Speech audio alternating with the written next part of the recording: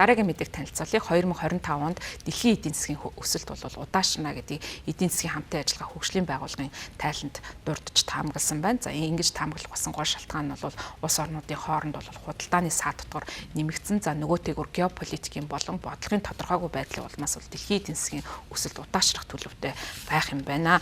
За энэхүү тайлан гаргасан байгууллага нь бол дэлхийн эдийн засгийн одоо томоохон үүрэг гүйцэтгэх судалгааны байгууллага болох эдийн засгийн хамтын ажиллагаа хөгжлийн байгууллага бий.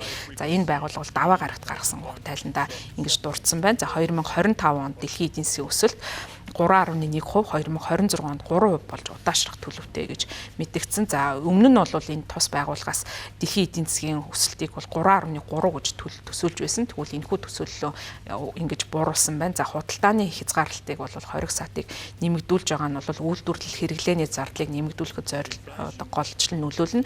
Тийм учраас дүрм журамж суурилсан олон улсын худалдааны системийг сайн ажилуулах, зах зээлийг нээлттэй байлгах нь бол эдгээр эрсдлээс даван тулах гол арга замаа гэдгийг эдийн засгийн хамтын ажиллагаа хөгжлийн байгууллагын ерөнхий нарийн бичгийн дарга Матиас Корман бол мэдэгдсэн байна.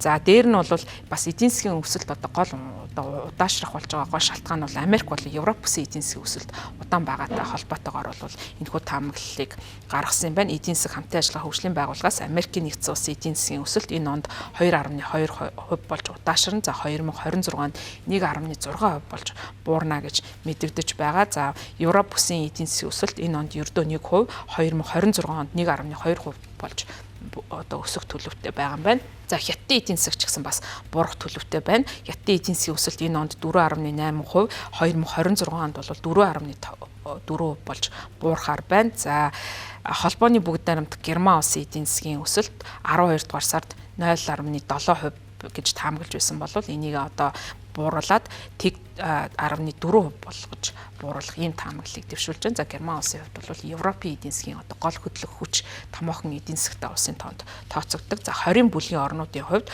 2025 онд эдийн засгийнхаа өсөлт нь 3.8%, 26 онд 3.2% гэсэн ийм байх төлөвтэй байна.